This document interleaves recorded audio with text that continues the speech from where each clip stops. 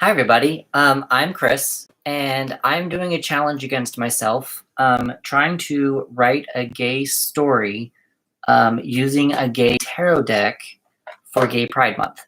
Um, I found tarot was helpful in helping me release my creativity and look at more how to unblock my writing, kind of my writing creativity. Um, there is a spectrum. Some people think that tarot is kind of wishy woo woo, and other people think that it's honestly just a piece of cardboard that you can print, kind of a thing. I'm kind of somewhere in the middle because obviously I'm wearing a crystal. I do kind of believe that there is something else out there. I'm just not entirely sure what. But that's a completely different video. So what I've been doing is I've been taking some tarot spreads that I found online because I got into tarot over quarantine, and I found some tarot spreads about how to use tarot to connect with your writing and what story you're trying to write if you can't figure it out. It's a website called karmastartarot.com, and she kind of worked these very similar to NaNoWriMo, or in conjunction with, to where she made one post per day and to use like as a writing prompt. So today we're going to get a twofer. We've got a basic outline, and we've got also day 13 for her, which is, what is day 13? Which is, I think it's theme. The overarching theme. And we've kind of already done a little bit of this because of what we came up with. And then we came up with the number 16 and 7. And one was Revelation, and the other one was Chariot. So that's just something to keep in mind. And I think we did that in video 7, I believe. I think that's what we did it in. So these two are kind of connected on the website, and I'll post those below. Again, I'm going to post all of these, the spread, on my Instagram and on my website on the blog part, so you can kind of see the spread in action as well. And I wanted to do this live, and so with no editing, so you can kind of get the most authentic tarot read and how the cards can work to bring out what the story is. So as a recap, for those of us who have not been here before, we have a main character. His name is Sage. He is having a hard time coming out of the closet. He has two family members. One is a little brother who knows that he's hiding something, and he has a niece or nephew, is what I'm kind of going to go with, who thinks he's like the most awesomest uncle in the world. We've got two friends. We've got he has an older gentleman friend who's kind of lived his life, lived through the AIDS epidemic, and thinks that Sage has his whole life ahead of him. He's a young guy. And we've got another one who is a very young, fighting for gay rights every single day, and Sage is just caught in the middle. He's got two co-workers that seem to be more like giving him jobs, more giving him opportunities, and not letting him grow up, and they just aren't letting him grow up and keep giving. It's almost like he's let them become a crutch to him, kind of a thing. We have found out this is kind of a dystopian world, to where Sage wants to go somewhere to be able to get his feelings taken care of, so that he doesn't have to feel them anymore. And that might be the lesson that we're going to go for. We have learned that Sage has fallen in love very fast, and he's probably scared off his ex-boyfriend, which we also found out that he is the antagonist. Not exactly, I didn't exactly want that to happen, but that's what the cards presented. And we're just going to kind of roll with that and see kind of what comes out. So this is kind of like a breakup story, which kind of sucks, but also I think it can be redeeming when Sage comes out to himself and comes out to the world and lets the whole world kind of off of his shoulders. It's kind of my opinion anyway. So with that being said, we have I am going to put down, I originally was taking out all these cards for all the signifiers, but I've got them all around, and I remember kind of what they are as well from all the pictures that we've taken. And I'm just going to put them back in the deck. because this is a completely different spread. We've got the basic outline, and so let's get going. So I'm going to shuffle these. And I'm actually going to give them a really good shuffle because I just put on a whole bunch of signifiers in one spot. So I'm just going to shuffle them, and hopefully we can get some of those signifiers kind of separated out a little bit.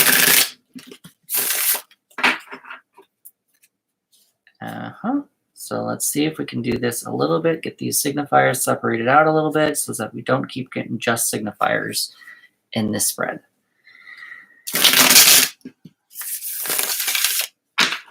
So we have, they wanted us to separate the major and the minor arcana. Oh, that's the character spread. So you can do a character spread, 1, 2, 3. Fool, avoiding, shuffle. What did I do wrong? So there is a signifier in this. We are going to, what are we going to do? I'm sorry, I was not prepared for this. Oh, I see what they're doing. Okay, so yeah, we are going to separate these. So we are separating these into major and minor arcana. So we've got all the minors. That's the major, that's a major, minor, minor, minor, minor, minor, minor, minor, minor, major, major, minor.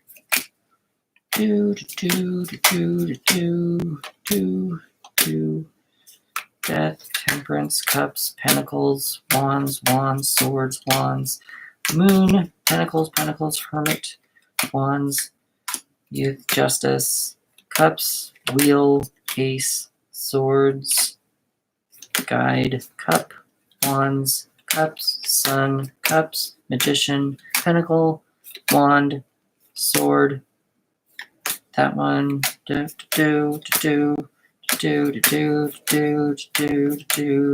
fool, youth, guide, priest, world, cups, swords, knit, that, protector, wand, swords, wands, lovers, pentacles, self-hatred, pentacles, pentacles, swords. And you did not need to watch me do that for a whole minute. So fast forward. Now I'm done. I'm back. So we were actually going to find our signifier here for him, since we've already got a signifier for him. He is the Sage of Wands. So I'm just going to find that really fast. We've looked at him. He's a guy in a suit. And we're going to use that as a signifier for him as well. Just going forward. Here we go. Sage of Wands. So we found it. So that's a signifier. So now that we've got all that taken care of, we're going to shuffle these. Now let's shuffle them even more. So we are going to create the character spread part.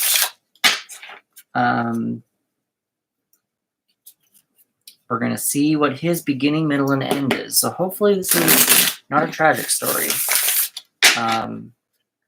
The tarot is separated into two arcanas, the major and the minor. And I picture the major arcanas like death, temperance, the chariot, lovers. Those are like the major decisions that you make in your life. Those are like the major checkpoints. Getting married, starting a family, overindulging in something, something ending, those kind of checkpoints. Whereas the minor arcana is everyday things. I just bought a car. I ate cereal today for breakfast, that kind of stuff. Like the little things that everyone kind of deals with on a daily basis. So with this, we've got a signifier. And we got 3 cards. So we've got 1, 2, 3. And we're going to go 1, 2, 3. Okay, so let's see. So number 1 is the current position in life. It's the 2 of Swords reversed. He has a decision that he is blocking. He has a decision that he is not wanting to deal with. That's probably him coming out. he probably doesn't want to deal with it. He's probably ignoring it, and that's probably why he wants to go to this dystopian place and not deal with people, or not deal with the feelings. What he wants in the first scene, he wants the Ten of Wands.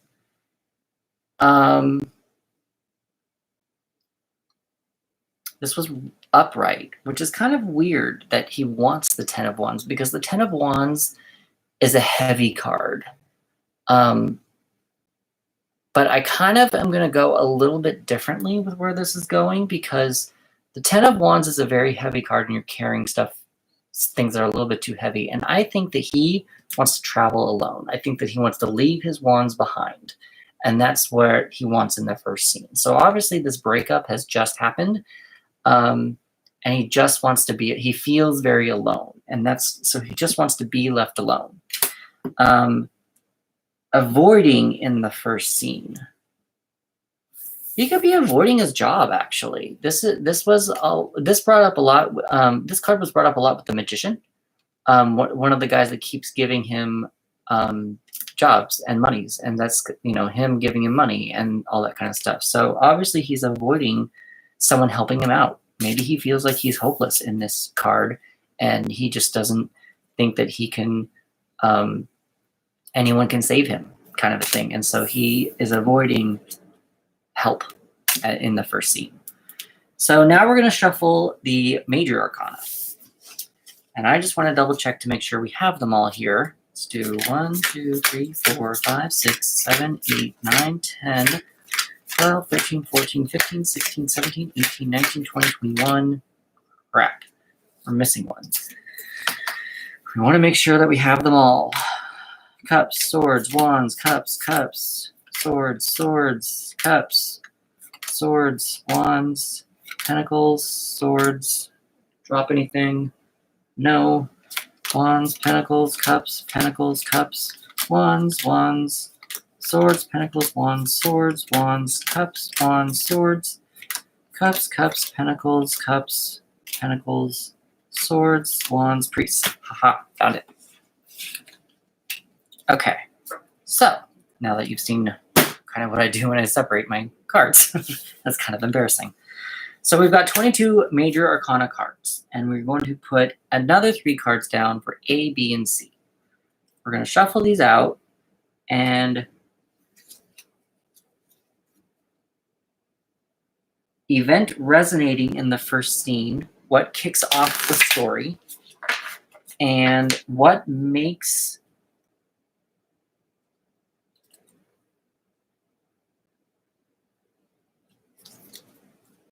what makes the wants or avoids clash. So, like, he wants to be left alone. He thinks that he's not fixable. He wants, and then he's avoiding help. So what makes those two things clash? And that's kind of what we're going to go out from A and B. And then C is the climax. Theme 1 and theme 2 is what we're going for, and the C is the climax. So we're just separate. I'm just shuffling these to make sure that we get a good shuffle, and they're not in order. I don't think they are, because we've been shuffling them nonstop, and I've been separating them for you. So let's see. All right, so I'm going to do it one more time, and then we're going to do A, which is what is the event resonating in the first scene?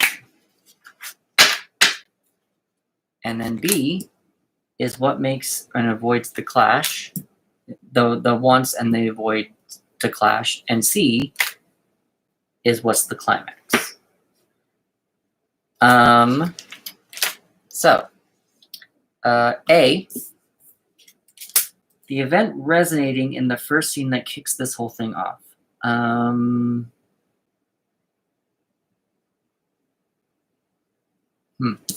got judgment, or not beyond judgment. I usually did this as a reversed, like a non-public place. But maybe this is a bad rally? Something of that? I don't know. That could be something. I'm not entirely sure what that means. Maybe it's like a small teaser. Maybe it could be something of the nature of when him and his ex-boyfriend meet, because that's where they met. They met they met here. They met at a rally. Some kind of a quiet place. Let's just keep that in the back of our heads. B is what makes the wants and when he's avoiding clash. You got the Fool.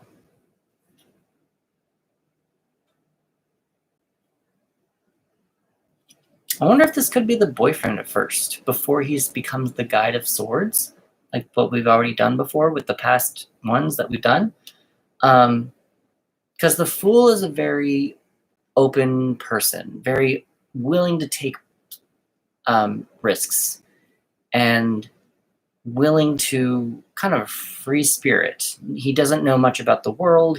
The world has not been mean to him yet.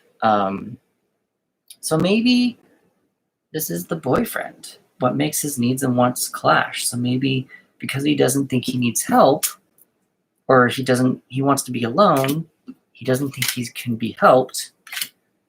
It makes something's clashing with the Fool. It's got to be somebody else, because Sage is holding a lot of grief in here, really, for some odd reason. He's got a lot of stuff going on, and so I don't think that Fool is him. I think the Fool is somebody else. So then the climax, well, secrets, sex. It's two guys doing it under the moon. So maybe that's a literal climax. I mean, that's at least something to go for. I didn't know that I was going to get that card. That could be. I mean, that's kind of the best I'm coming up with right now. So that's day 0. So there is a day 13, which is kind of connected to this. And day 13, it says, return to the results of day 0, which we have day 0 out. Plot, prep, exercise. Act 1, 2, and 3, theme for the first half of the story, theme for the second half of the story, and the climax. So step 2 is add card numbers together, reduce sum to a single digit, kind of like how we've done, and use the corresponding major arcana to the number of the step 3 as your overall plot theme. So like I said, the overall plot theme that we've kind of come up with before was Revelation and Chariot. So let's see if this kind of comes up again. So plot, prep, exercise. Act 1, 2, and 3. Theme for the first half of the story. Theme for the second half of the story. And the climax. So theme for the first half of the story is obviously a decision that he's blocking.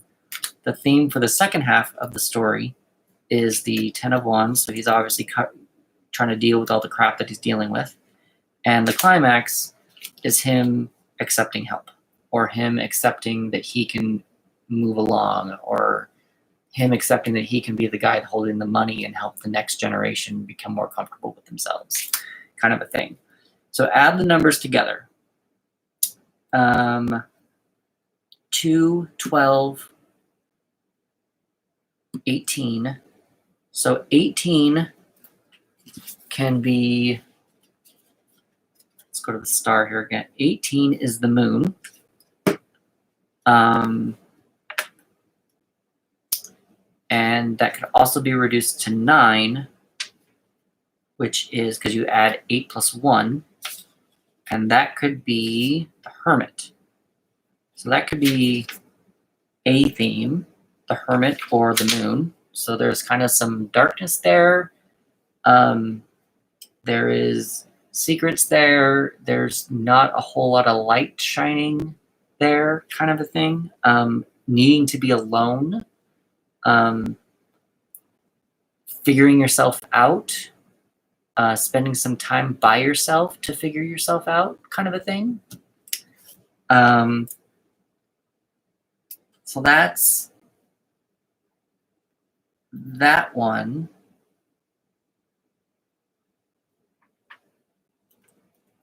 The first half is 20 and 0, so either 20 or 2. I don't know if we should add all of them together. Theme for second half of the story. Oh. Maybe I've done this wrong. So the first half is, or the act 1, 2, and 3 is act 1, 2, and 3. That's the first 3 that we did. That's the plot exercise, act 1, 2, 3. Theme for the first half, theme for the second half, and the climax. So then we want to add the numbers together. I'm sorry, I do not. I didn't take any notes for this one. So let's see if we can figure this out together. And maybe if Karma Star Tarot finds this video, she can comment on it.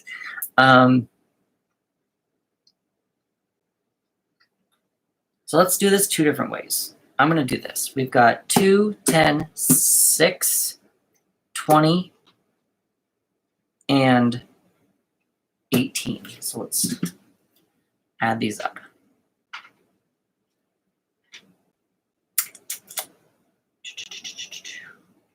So 2 plus 6 plus 10 plus 0 plus 20 plus 18.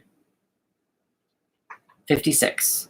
So 56 plus 5 plus 6 is 11. So 11 is